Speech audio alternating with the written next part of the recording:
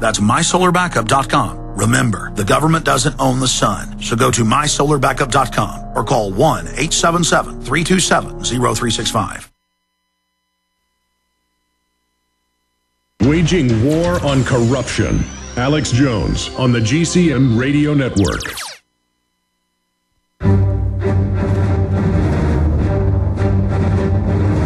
Big Brother, mainstream media, government cover-ups. You want answers? Well, so does he. He's Alex Jones on the GCN Radio Network. And now, live from Austin, Texas, Alex Jones. We are back live, ladies and gentlemen, making big progress in awakening the global population to the New World Order tyranny. Masses of news coming up later in the hour. Catherine Austin Fitz, who headed up HUD, an insider exposing the banker crimes, will be joining us in the third hour today. We've got serious violence increasing on the Mexico-Texas border, kidnappings, you name it. They're also trying to enroll entire high schools forcibly. That's the headline. Entire class enlisted, entire ninth grade enlisted forcibly in junior ROTC. That's all coming up today. But first, I want to start going to your phone calls. Let's go to Adonis in New Zealand first. Then we'll go to Mark, Issa, Scotty, Jim, and others. Adonis, you're on the air. Hey, Alex, how you doing? Adonis, I bet you have a lot of success with the ladies. I absolutely do, but let's not brag here, shall we? For those that don't know, Adonis, the Greek demigod. Go ahead. You can hear me, right, Alex? Is that correct? I can hear you loud and clear from the Emerald Isle. Fantastic. Alex, I've been a Prison Planet TV member for a little while now, and I've been listening to you for about 5 years. And I'm really, really impressed with what you're doing.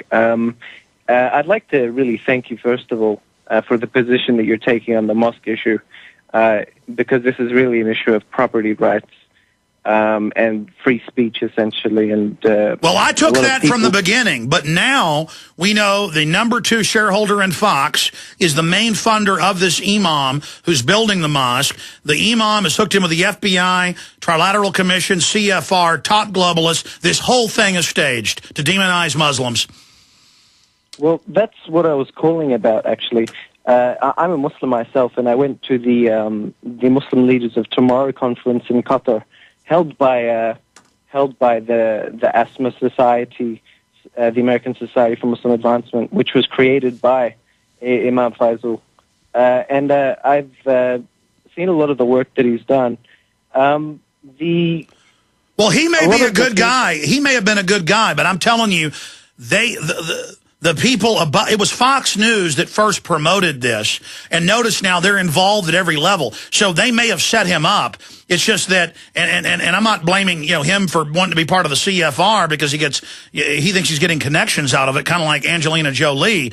So I probably shouldn't judge him, but the whole thing itself is a hoax.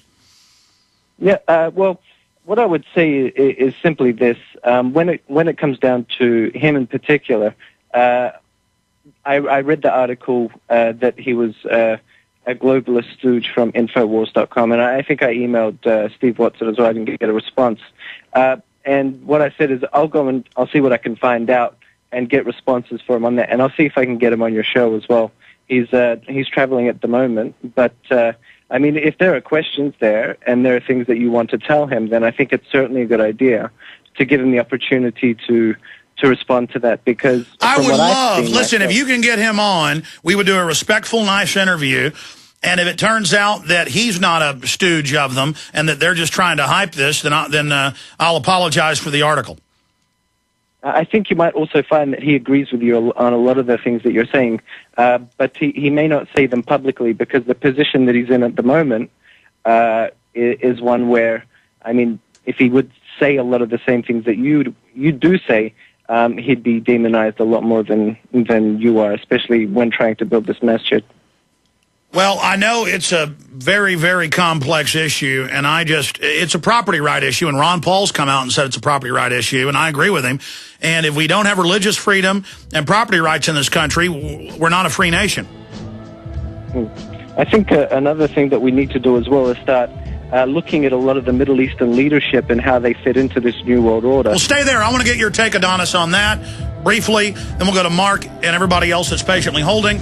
Toll-free number to join us, 800-259-9231. The websites are prisonplanet.tv and Infowars.com. Stay with us. Hello, friends. This is Alex Jones. You've heard me talk about Cal-Ben 5-star soaps for years.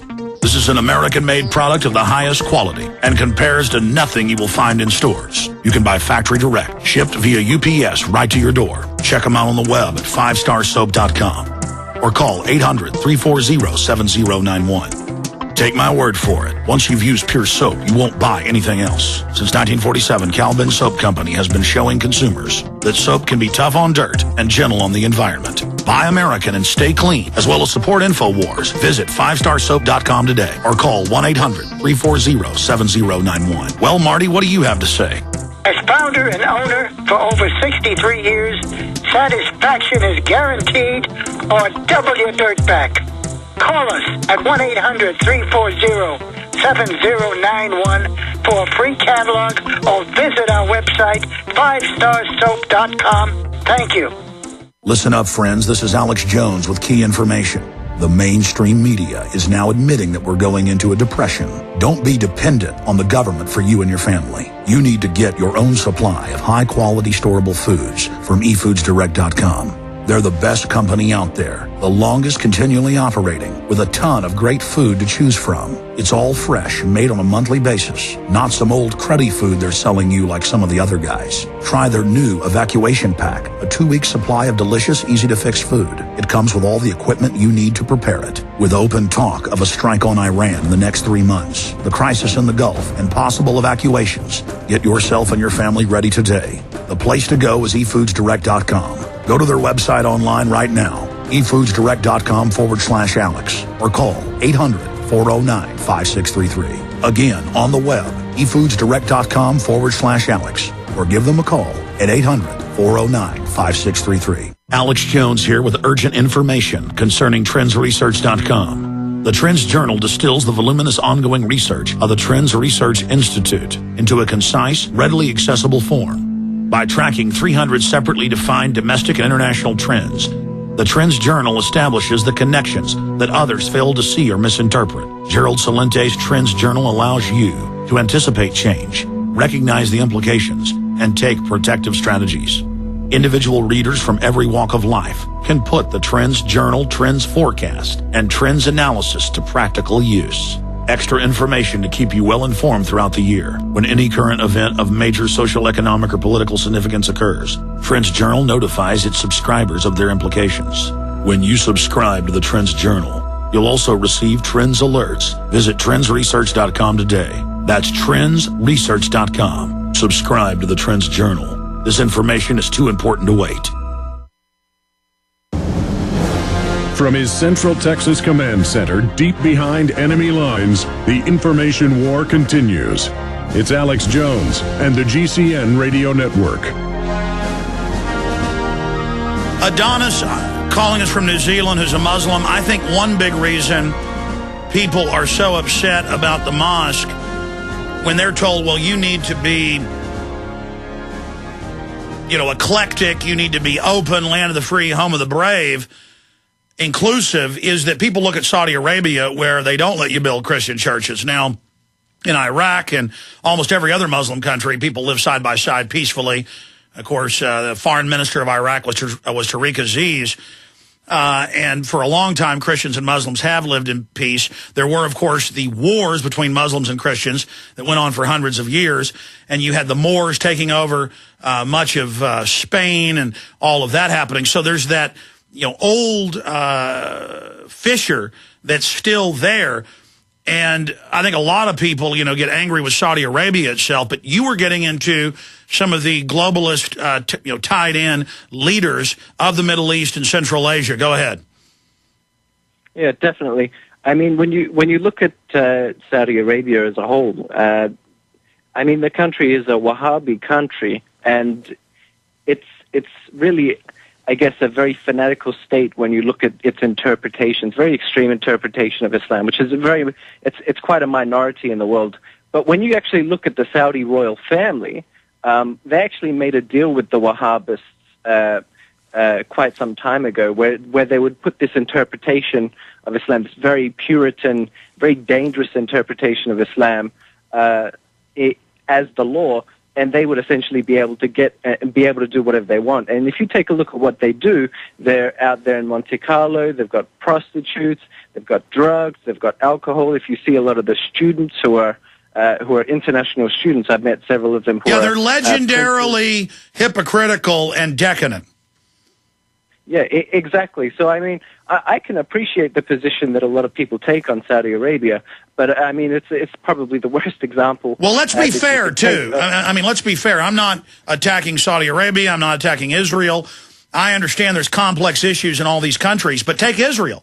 It's against the law to proselytize Christianity in Israel. Now, there are old churches that are kind of like licensed travel agents, but you will be arrested in Israel if you proselytize. So all these Muslim bashers that are mad at Saudi Arabia, I can see their point. That's a form of tyranny. But why don't we talk about what Israel does? I mean, let's be fair about this. In Israel, you get arrested if you're non-Jewish and you marry a Jew. In fact, Google that. Israel makes it illegal to marry a Jew, for non-Jews to marry Jews. So Israel, in many respects, is almost as extreme as Saudi Arabia, but no one wants to talk about this. Everybody wants to keep that a secret. And again, I'm not here bashing Israel.